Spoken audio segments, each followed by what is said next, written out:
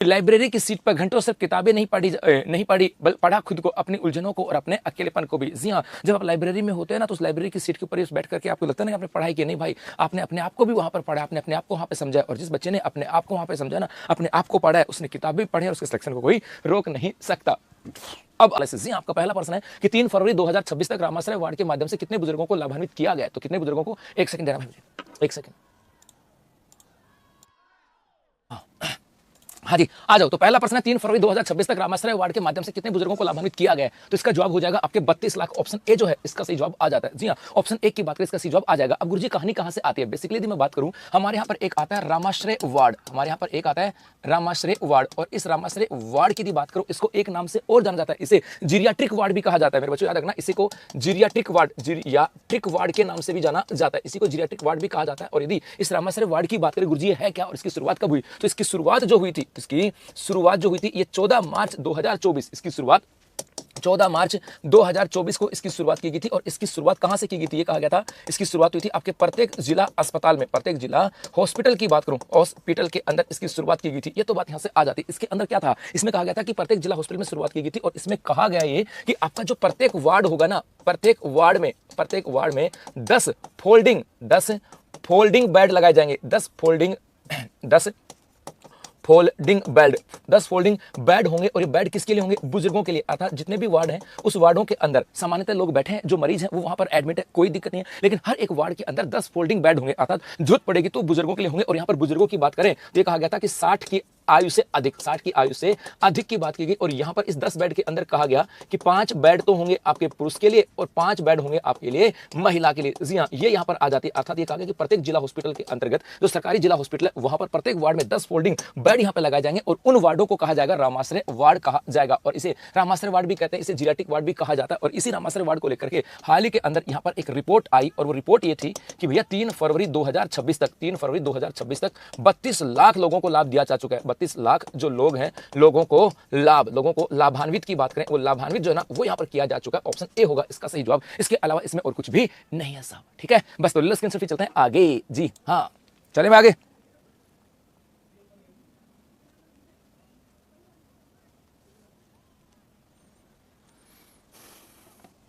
चलो भाई आगे बढ़ते हैं। जी हाँ, आगे चलें। यह खबर थी वो कि मुख्यमंत्री की मानवीय पहल रामाश्रय वार्ड की बात की गई। कहा कि बुजुर्गों के लिए स्वास्थ्य और सम्मान की सौगात। अब तक करीब 32 लाख वर्जन इससे लाभान्वित हुए थे। और कहा गया था इसके अंदर कि हर एक वार्ड के अंदर 10 फोल्डिंग बेड होंगे जो कि 60 साल से अधिक जो बुजुर्ग हैं उनके लिए यहां पर होने वाले हैं। और इसी का इंग्लिश वर्जन है, how many elderly people have benefit through Ramashray ward as of February 3, 2026। तो ये आपके आ जाएगा 32 लाख। ऑप्शन ए जो होगा ये इसका सही जवाब है। चलो आगे देखते हैं। उसके बाद में यहां से आता है क्वेश्चन नंबर 2 की बात करें। क्वेश्चन नंबर 2 क्या कहता है कि अरावली संरक्षण के लिए चौथा अंतरराष्ट्रीय सम्मेलन कहां पर आयोजित किया गया। ये किया गया आपके उदयपुर के अंदर। ये प्रश्न बड़ा खास है, क्यों कह रहा हूं, बेसिकली यदि मैं बात करूं हमारे यहाँ पर अरावली संरक्षण की बात करूं तो मेरे गुरुकुल इस अरावली संरक्षण को लेकर के कम से कम आपको 2-3 बातें तो आनी चाहिए। और शायद यहां से किसी ना किसी में बात करूं, थर्ड ग्रेड के एग्जाम में यहां से प्रश्न भी आया था। आई थिंक यहां पे थर्ड ग्रेड के एग्जाम में प्रश्न भी आया था अरावली संरक्षण को लेकर के। सबसे पहली चीज तो एक तो आती है अरावली ग्रीन वॉल परियोजना। याद आ रहा है किसी को, बताओ दिखा। एक तो आ जाती है अरावली ग्रीन वॉल परियोजना, अरावली ग्रीन वॉल परियोजना। अर्थात जो अरावली है, इस अरावली के ऊपर वृक्षारोपण किया जाएगा और उसे एक हरित दीवार बनाई जाएगी। इसका मतलब ये था कि बेसिकली कहें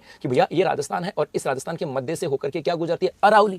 इसके मध्य से होकर क्या गुजरती है, अरावली। और कहा गया था कि इस अरावली के अंदर यहां पर किया जाएगा, इसके अंदर वृक्षारोपण किया जाएगा। और वृक्षारोपण किया जाएगा तो ये क्या बन जाएगी, हरी। वे वृक्षारोपण करेंगे तो हरी बन जाएगी। और हरी बनने के बाद में ये यहां पर पश्चिमी मरुस्थल और पूर्वी राजस्थान के बीच में एक दीवार का भी काम करती है। तो अरावली ग्रीन वॉल परियोजना की बात यहां पर की जाती है, जिसकी शुरुआत यदि ऐसा पूछा जाए कि गुरुजी इसकी शुरुआत, तो मेरे बच्चों इसकी शुरुआत कब और कैसे की गई। इसकी शुरुआत जो है ये आपके 25 मार्च 2023, इसकी शुरुआत 25 मार्च 2023 को, इसकी शुरुआत 25 मार्च 2023 को की गई थी। और कहां से शुरुआत की गई थी, ये शुरुआत की गई थी आपके हरियाणा से इसकी शुरुआत की गई। और इसके द्वारा भूपेंद्र यादव के द्वारा। एक यहां से आता है कि गुरुजी इसकी शुरुआत ये 4 राज्यों में है। चाहे मैं ऐसे कह दूं, शुरुआत ने कह करके इसका विस्तार कह दूं कि भाई इसका विस्तार, तो गुरुजी इसका विस्तार 4 राज्यों के अंदर है। जी हां, 4 राज्य। और 4 राज्यों में एक तो आ जाएगा आपका गुजरात है, एक राजस्थान हो जाएगा, एक हो जाएगा आपके दिल्ली और एक हो जाएगा मेरे गुलगुलो HR हरियाणा। इन 4 राज्यों के अंदर इसका विस्तार है। कितने राज्यों में विस्तार है, 4 राज्यों के अंदर। और इन 4 राज्यों में राजस्थान की बात करें तो राजस्थान के कितने जिले यहां से आ जाते हैं, तो यहां से बात करूं 17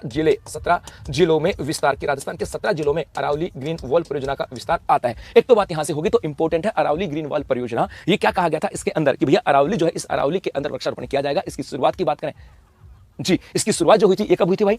इसकी शुरुआत 25 मार्च 2023 से इसकी शुरुआत की गई थी हरियाणा भूपेंद्र यादव से। बात के 4 राज्यों में और राजस्थान के 17 जिले आते हैं जहां पर इसका विस्तार आ जाता है। ठीक है गुरुजी, ये तो हो गया। इसके अलावा कुछ और भी परियोजना क्या? 100% राजस्थान में अरावली के संरक्षण को लेकर के तो और भी कार्य है। जैसे एक आ जाती है हरित, याद आ रहा है आपको? हरित, यही तो थर्ड ग्रेड में पर्सन था शायद, याद आ रहा है? हरित अरावली विकास परियोजना, हरित अरावली विकास परियोजना की बात करें, हरित अरावली विकास परियोजना, हरित अरावली विकास परियोजना। अब यही तो है, यहां पर अरावली ग्रीनवाल और यहां पर क्या कहते हैं हरित अरावली, लगभग एक जैसा ही है, लेकिन थोड़ी थोड़ी बातें यहां से आ जाती है। हरित अरावली विकास परियोजना, पहली चीज आती है कि गुरुजी इसकी घोषणा कब की गई? तो बेटा इसकी घोषणा की गई थी 19 फरवरी वर्ष 2025 में, अर्थात बजट 2025-26 में, बजट 2025-26 के अंदर 19 फरवरी 2025 को इसकी घोषणा की गई कि हम क्या लेकर के आ रहे हैं। हम क्या लेकर के आ रहे हैं सर जी? जो फायर क्या कहा जी, क्या कहा गया कि हम हरित अरावली विकास परियोजना लेकर के आ रहे हैं। जी हां, एक यहां से आता है कि इसका संचालन कितने जिलों में होगा? तो इसका संचालन की बात करें, इसका संचालन राजस्थान के 19 जिले होंगे। राजस्थान के 19 जिले हैं जहां पर इसका संचालन किया जाएगा। जी, राजस्थान के 19 जिलों में इसका संचालन किया जाएगा। और इसके तहत क्या किया जाएगा? इसके तहत कहा गया था कि जैव विविधता संरक्षण हेतु पौधारोपण किया जाएगा। पौधारोपण की बात करें वो किया जाएगा कि जैव विविधता अरावली क्षेत्र में जैव विविधता के संरक्षण के लिए पौधारोपण किया जाएगा। इसके अलावा एक इसी में कहा गया था कि स्थानीय औषधीय पौधों का विकास, स्थानीय औषधीय पौधों का विकास भी किया जाएगा। पौधों का विकास, क्योंकि अरावली पर्वतमाला के अंदर बहुत सारे स्थानीय पौधे हैं और हमें उनका भी संरक्षण करना है। इसके अलावा यहां पर कहा गया था कि जल संरक्षण हेतु चेक डैम बनाए जाएंगे, चेक डैम जो है ना वो यहां पर बनाए जाएंगे। बस इतनी सी बात यहां पर आती है। हरित अरावली विकास परियोजना 19 फरवरी 2025 को आई थी, बजट 2025-26 में आई थी। क्या कहा गया था? जैव विविधता के संरक्षण के लिए पौधारोपण किया जाएगा। इसके अलावा यहां पर कहा गया था स्थानीय औषधीय पौधों का विकास करना और जल संरक्षण के लिए छोटे जो चेक डैम वगैरह होते हैं उनका निर्माण करना। और ये आया था कि नहीं प्रश्न आया था? आई थिंक शायद ये थर्ड ग्रेड में प्रश्न भी आया था। अब इसी अरावली के संरक्षण को लेकर के गुरुजी और भी है क्या? तो इसी अरावली के संरक्षण की बात करें तो यहां पर एक आ जाएगा, वही दोबारा से लिखूं मैं, अरावली संरक्षण। और मेरे गुरुकुल इसी अरावली के संरक्षण के लिए क्या किया गया? अभी हाल ही में अपना एक हुआ है अंतरराष्ट्रीय सम्मेलन, ये हुआ अपना अंतरराष्ट्रीय सम्मेलन। और गुरुकुल इसका आयोजन कहां पर किया गया? उदयपुर के अंदर। इसका आयोजन कहां पर किया गया? उदयपुर के अंदर। बस इतनी सी बात यहां पर आती है। तो ये अरावली संरक्षण वाला चीजें बहुत बढ़िया। सर प्लीज एक बार बता दो ना, वनपाल में इंडिया करंट रेसिपी आएगा क्या? बेटा हो सकता है 1-2 प्रश्न आ जाए।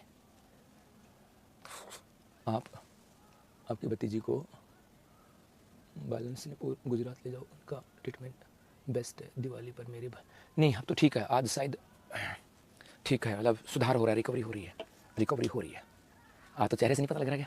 जी, रिकवरी हो रही है। जी नमस्ते भाई, नमस्ते जी। तो ये यहां से आ जाते हैं। तो अरावली संरक्षण को लेकर के अरावली ग्रीनवाल परियोजना, ये आपके एग्जाम में प्रश्न आ सकता है। हरित अरावली विकास परियोजना थर्ड ग्रेड में आया था। और एक यहां होगा अंतरराष्ट्रीय सम्मेलन, और ये कहां पर? आपके उदयपुर में इसका आयोजन किया गया। उदयपुर में हुआ था आयोजन। और ये उदयपुर में ऐसा पूछा जाए कि गुरुजी इसका आयोजन कब हुआ? उदयपुर में। और यदि ऐसे पूछें कि गुरुजी इसका आयोजन कब हुआ? तो 7 से 8 फरवरी। जी हाँ, ये आपके कहां पर किया गया? 7 और 8 फरवरी 2026 को इसका आयोजन है। इसका मतलब है कि अब ये आज 7 तारीख की बात की जाती है तो आज से स्टार्ट हो गया है। जी भाई, तो लेट्स स्क्रीनशॉट पे चलते हैं आगे। जी भाई, ले लो स्क्रीनशॉट।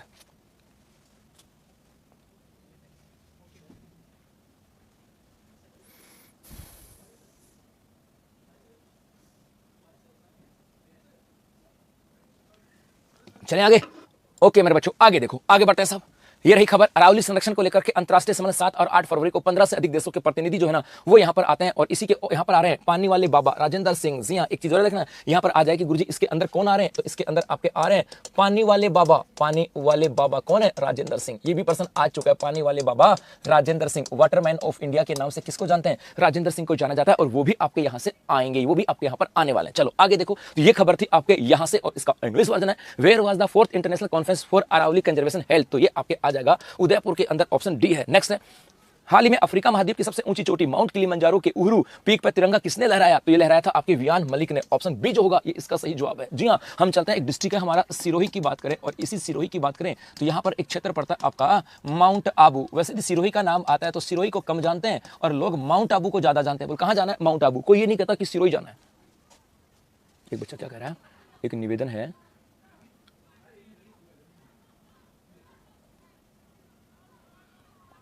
नरेंद्र कुमार। ओके बेटा जी, यदि हम माउंट आबू की बात करें तो हम लोग जब भी कहते हैं ना कहां घूम के आना है, माउंट आबू, ये नहीं कहते सिरोही घूम के आना। बाकी किसी डिस्ट्रिक्ट की बात करते हैं ना तो हम जिले का नाम लेके बोले कहां घूम के आना है, बोले जोधपुर घूम के आना है। कभी ये थोड़ी कहते हैं कि पर्टिकुलर किसी स्थान को बोले कहां घूम के आना है, उदयपुर घूम के आना है। है ना। ये पूछे कि भाई कहाँ घूम के आना, उदयपुर, तो उदयपुर का मतलब है उदयपुर में चाहे आसपास घूम के आए, लेकिन नाम कहाँ का लेते हैं, उदयपुर। बोल कहाँ घूम के आने, अजमेर, चाहे घूम के आए पुष्कर, बोल कहाँ जा रहे हैं, बोल अजमेर जाके आ रहे हैं। इसका मतलब है कि बाकी जितने भी डिस्ट्रिक्ट है वहां पर जिला मुख्यालय का नाम आता है, लेकिन जब सिरोही का नाम आता है तो यहाँ पर नाम आता है माउंट आबू। और इसी माउंट आबू का एक वियान मलिक है, यहीं का एक लड़का है, छोटा सा लड़का जिसका नाम है वियान मलिक। अब गुरुजी वियान मलिक ने किया क्या ऐसा, इस वियान मलिक ने ऐसा क्या कर दिया, तो बेटा इसने क्या नहीं किया। इस वियान मलिक की बात करें, इसकी एज पता है कितनी है, ये 12 वर्ष का है, ये 12 वर्ष का है। और ये वियान मलिक गया कहां, तो ये गया आपके दक्षिणी अफ्रीका की सबसे ऊंची चोटी। ये कहां पहुंच गया, दक्षिणी अफ्रीका। और इस दक्षिणी अफ्रीका की सबसे ऊंची चोटी आती है, जिसका नाम है किलीमंजारो, जिसका नाम क्या है, किलीमंजारो चोटी यहां पर आती है सब। इस किलीमंजारो और किलीमंजारो के ऊपर, ये मतलब यहां की सबसे ऊंची चोटी किलीमंजारो, और किलीमंजारो की कौन सी, उहुरु पीक पर। और इसी किलीमंजारो की एक आती है आपकी पीक, कौन सी है, उहुरु पीक, उहुरु पीक पे यहां पर। और इस उहुरु पीक पे इन्होंने तिरंगा लहराया, इन्होंने तिरंगा लहराया साहब। ये बात यहां से आ जाता है। यदि पूछा जाए कि हाल ही के अंदर किलीमंजारो की उहुरु पीक पे तिरंगा किसने लहराया, तो ये लहराया आपके वियान मलिक ने। किसने, वियान मलिक ने। ये यहां से आ जाता है। एक सेकंड भाई,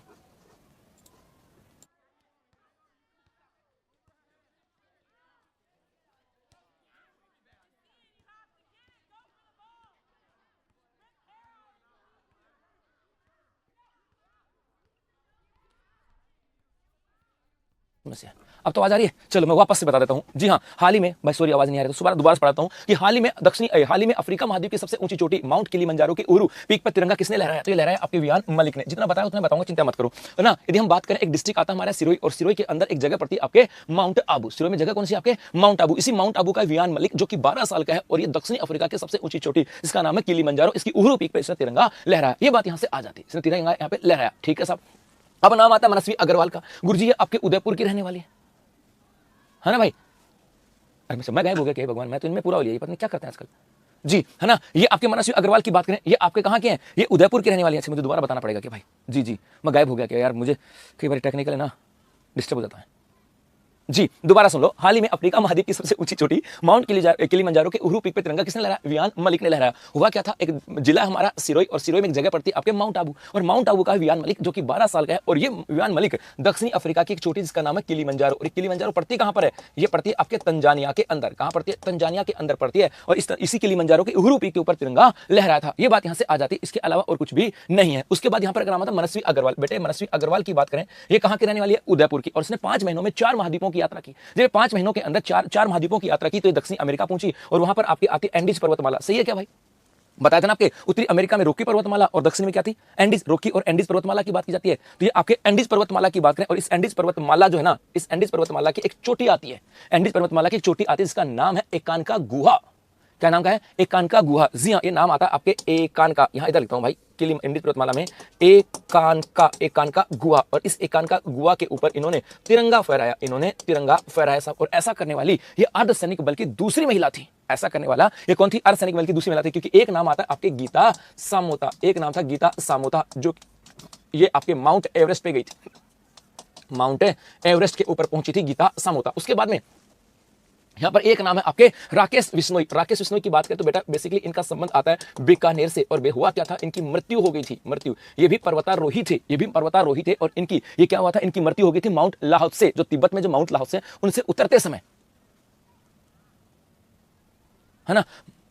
जी माउंट लाहौत्से की बात करते यहां पर आ जाएगा कि माउंट लाहौत्से, माउंट लाहौत्से। और इससे उतरते समय इनकी क्या हो गई थी, मृत्यु हो गई थी। इतनी सी आपको ध्यान में रखना, और कुछ भी नहीं है। ठीक है, ले लो इसके आंसर, फिर चलते हैं आगे। सुबह वाली क्लास की पीडीएफ मिलती है बेटा, कोई बात नहीं। मनोज क्या हो बेटा, ओहो बेटा, उनको भगवान अपने चरणों में जगह दे, उनकी आत्मा को शांति दे बेटा। चलो बढ़ो आगे, तो ले लो स्क्रीनशॉट पे, चलते हैं आगे जी। ओके साहब, आगे देखो, हाँ जी आगे देखो, ये रहा माउंट आबू से ट्रेनिंग लेकर के 12 साल के वियान ने किलीमंजारो की 5895 मीटर ऊंचाई की उहुरु पीक पर लहराया तिरंगा। जी ये छोटा सा है, देखो ये रहा छोटा सा, 12 साल का बेटा था। जी हाँ, -11 डिग्री तापमान और कम ऑक्सीजन की बात करें, इसके अंदर भी इन्होंने चढ़ाई की। और हम लोग हैं कि भाई साहब 12 दूनी 24, हम कितने हो गए, दुगने के हो गए। और आज भी हमें घर पे पानी के लिए कह देना, हम पता कैसे खतरनाक लोग हैं। ये 12 साल का विहान कहां चला गया, ये चला गया आपके कौन से पे, ये कहां चला गया आपके किलीमंजारो के अंदर। और हम इस विहान से दुगने 40 साल के हैं। और हमारे साथ ये हालत है कि घर पे पापा मम्मी कह देना कि छोड़ो पानी को गिलास पकड़ा देना, मैं नुकू बाजी गोडा टूट जाए, उठ लो आते ही पहले आते टाइम एक गिलास पानी को मन नहीं ला दियो तो वियांशु देखो 12 साल की उम्र में किलिमंजारो पहुंच गो, और एक अपनकान देखो अपनी जनरेशन किसी होगी खा खा के पिज्जा बर्गर है ना, और बस छोरी तो ना बस जाएंगे गोलगप्पा कर, और वो गोलगप्पा की खासियत और है उसकी रेडी जो ना हमेशा नाला के साथ रहेगी, नाला को एकदम सारा सी रहेगी, और जाता ही लो भाजी देना देना भाजी देना है ना, और भाजी वो उस आदमी की जितनी वैल्यू है ना उस आदमी उसके बराबर वैल्यू किसी की भी नहीं है। और फिर वो खा खा के गोलगप्पे पिज्जा बर्गर, और फिर हमारे वाले ऐसे खतरनाक हो गए घर पे पिताजी भी कहते ना ले बेटा एक पानी गिलास पकड़ा दे रहे तो पापा खुद ही खड़े हो जा और आते टाइम एक मेरे के लिए भी ले आयो। इतने खतरनाक है, सीखो इस विहान से, इस सीखो भैया इसने क्या क्या किया है। एग्जाम से डर लगता है, कोई बात नहीं, एग्जाम से डर सबको लगता है। एक बच्चा कह रहा है सर मुझे एग्जाम से डर लगता है, तो बेटा ऐसा दुनिया में है कौन सा जिसको एग्जाम से डर नहीं लगता? एग्जाम से सबको डर लगता है ना भाई। जी आ जाओ, बस तू तो पढ़ाई करता रहे, मामला सब ठीक हो जाएगा। आ जाओ आगे बढ़े। जी हाँ, ये रहा इसका English version. Who recently unfurled the Indian Tiranga flag at Uhuru peak, the highest point of Mount Kilimanjaro, the tallest peak in the African continent की बात करें तो आ जाएगा विहान मलिक। अगला यहाँ पर है कि read the following statement regarding the प्रधानमंत्री। अरे ये कहाँ से आ गया यार, ये क्या कर रहे हैं आजकल? इसका हिंदी तो डाला ही नहीं, अंग्रेजी पहले डाल दिया। मतलब क्या अंग्रेजी तो मुझे इतना पता कि रात को 8 बजे बात सही आती है, अंग्रेजी तो रात को 8 बजे बात ठीक आती है, अब कहाँ से आ गई? एक मिनट इसको ठीक कर देता हूँ बेटा, एक सेकंड देना मुझे।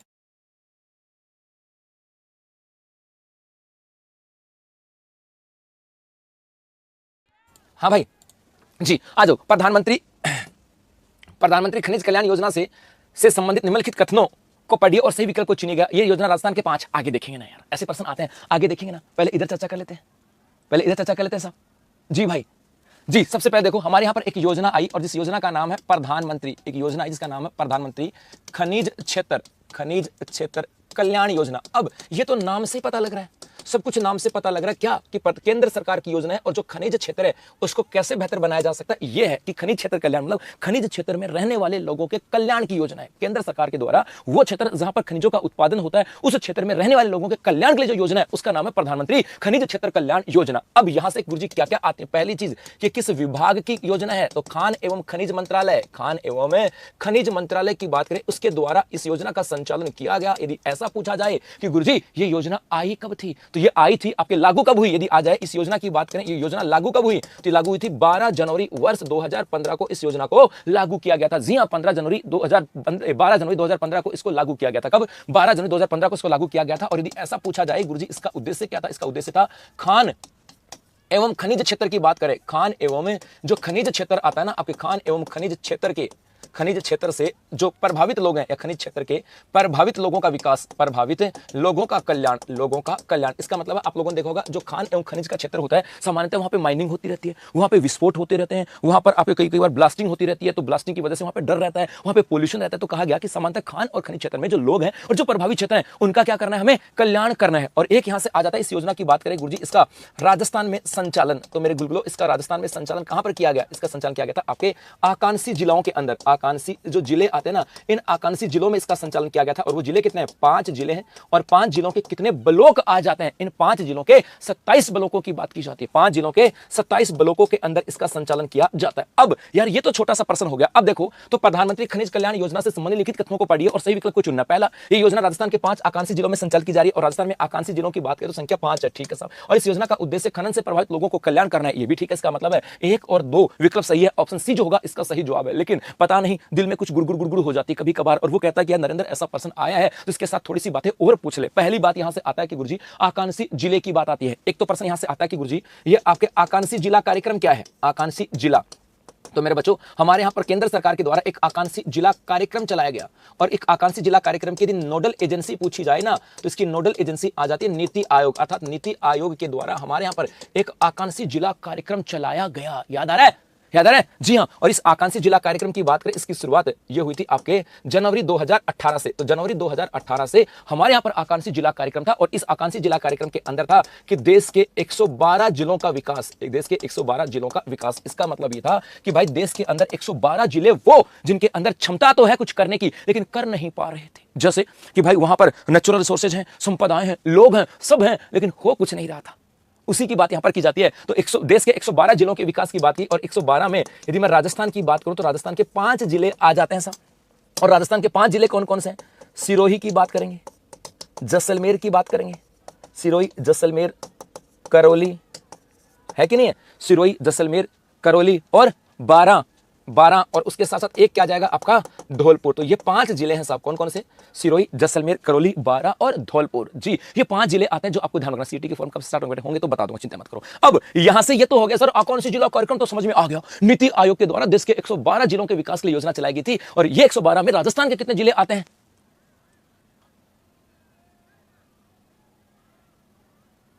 है ना भाई, कितने जिले आते हैं? 5, सिरोही, जैसलमेर, बारां, धौलपुर और करौली। लेकिन यार पता नहीं क्यों एक पर्सन और आ रहे हैं, एक पर्सन और निकल करके आ रहा है मेरे मन से, और वो ये है कि इस आकांक्षी जिला कार्यक्रम की तर्ज पर, इसी की तर्ज पर, अभी याद करो, इसी की तर्ज पर बजट 2025-26 में एक कार्यक्रम की घोषणा की गई थी। किस किस को याद है? ये किस किस को याद है? नहीं, एसडीजी इंडेक्स की बात नहीं कर रहे बेटा, एसडीजी राज गवर्नमेंट बेटा वो नहीं बात कर रहा मैं, तो यहां इसकी बात कर रहा हूं साहब। यहां पर बताओ, दिखा, यहां छुट्टी है कल की। अच्छा पढ़ना नहीं है कल की, छुट्टी बता दो इनको। जी बताओ, हमारे यहां से बजट 2025-26 की बात करें, उसके अंदर यहां पर किसकी बात कर रहा हूं मैं? यहां पर आपके इसके लिए आकांक्षी जिला कार्यक्रम की तर्ज के ऊपर हमारे जो है ना हमारे यहां पर एक कार्यक्रम की घोषणा की गई थी। वो कौन सा था महोदय जी? हमारे में भी आकांक्षा बहुत है कुछ करने की, कर नहीं पा रहे हो, यही तो बात है ना, यही तो मेरे गुलगुले गड़बड़ है। आकांक्षा वो कहता है कि मन तो सब में होता है, मन तो सबका होता है, लेकिन मनोबल किसी किसी के पास होता है। तो यदि आप भी किसी एग्जाम की तैयारी कर रहे हो ना, तो इच्छाएं तो बहुत होंगी यार मैं भी लग जाऊं नौकरी, ऐसा दिल तो बहुत करता होगा कि यार लग जाऊं, मजा आ जाएगा भाई साहब, मैं घर पे आऊंगा, बाइक से आऊंगा, किसी शादी वादी में जाऊंगा तो रिश्तेदार कहेंगे आओ गुरुजी, मास्टर लग जाऊंगा तो गुरुजी कहेंगे, पुलिस में लगूंगा मैं सिपाही, लेकिन मुझे हौलदार जी कहेंगे, हौलदार जी आओ हौलदार जी, मतलब यूं इज्जत बढ़ जाएगी साहब। और इज्जत कहां कहां बढ़ेगी? कुछ शब्द तो मैं कह सकता हूं घर परिवार शादी में, बाकी मैं बोल नहीं सकता। वो आपको अच्छे से पता है कि तुम क्या क्या समझते हो, क्या क्या सोचते हो। उसके बाद में कई सोच रहे होंगे मैं यार कॉलेज लेक्चर बन जाऊं ना तो फिर मजा आ जाए साहब, है ना भाई, फिर तो कुछ मजा आ जाए, कॉलेज लेक्चर बन जाओ ना तो ओ हो पूछो मत सर, फिर तो ये मतलब ओ हो मजे आ जाए। और सर डॉक्टर बन जाओ ना तो छोटी छोटी बात पे डॉक्टर साहब, अरे डॉक्टर साहब ऐसा है। तो बेटा मन तो बहुत है, इच्छाएं तो मेरी बहुत है, मन तो मेरा ही बहुत साहब बहुत सारा मन है, लेकिन उसको करने के लिए मनोबल चाहिए, है ना। तो मनोबल है कि नहीं है, ये आपको सोचना है, ये आपको देखना है, ये आपका काम है। इच्छाएं तो मेरी बहुत सारी होती है, बहुत मन करता है यूं यूं यूं, लेकिन भाई साहब करने के लिए मनोबल चाहिए, ये बात ठीक है जी। अखिल शर्मा, अखिल बेटा मुझे इंस्टा मैसेज करना, देखता हूं जी। कौन सा था? गुरु गोलवलकर। अरे तेरी की कह रहा सर आकांक्षी ब्लॉक, नहीं गुरु गोलवलकर आकांक्षी ब्लॉक कार्यक्रम, पूरा बोलो कौन सा था? गुरु गोलवलकर, गोलवलकर याद आ रहा है क्या? गुरु गोलवलकर आकांक्षी ब्लॉक कार्यक्रम, आकांक्षी ब्लॉक कार्यक्रम की बात करें ये आ जाता है साहब। ये कहा था बजट में, गुरु गोलवलकर आकांक्षी ब्लॉक कार्यक्रम की बात की गई थी, ये कहा था, याद आया कुछ? हाँ ये था यहां पर। तो यहां पर आपको प्रधानमंत्री खनिज कल्याण क्षेत्र की बात करें, इसके पता होना चाहिए कौन से विभाग है, लागू कब, उद्देश्य और राजस्थान संचालन। तो आकांक्षी जिला कार्यक्रम की बात करें ये भी पता होना चाहिए, और उसके साथ साथ मेरे बच्चों ये भी पता होना चाहिए कि हमारे बजट में आकांक्षी जिला कार्यक्रम तर्ज पर यहां पर ब्लॉक की बात करें तो गुरु गोलवलकर ब्लॉक आकांक्षी ब्लॉक कार्यक्रम की घोषणा की गई, जिसमें कहा गया कि 41 ब्लॉकों का विकास किया जाएगा, 41 जिलों के 41 ब्लॉकों की बात की जाएगी। ये था मेरे बच्चों, ठीक है। तो ले लो स्क्रीनशॉट, फिर चलते हैं आगे, ऐसे जल्दी भगना नहीं है।